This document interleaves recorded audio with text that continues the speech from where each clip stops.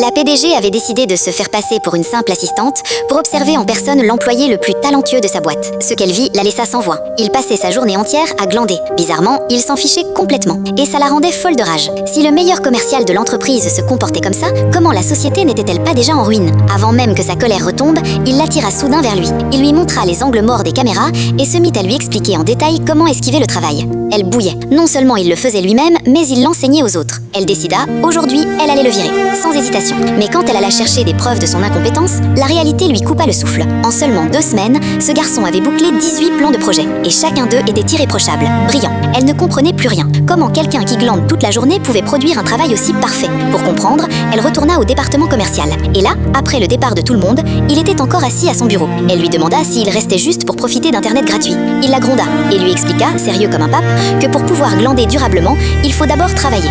Sinon, on ne tient pas longtemps. C'est là qu'elle comprit. Il laissait intentionnellement son travail pour après les heures de bureau pour que son chef croie qu'il faisait des heures sup. En entendant ça, la PDG eut une envie folle de le tuer sur place. Mais ce qu'il fit ensuite la stupéfia complètement. Il activa ce qu'il appelait son mode surcadençage cérébral.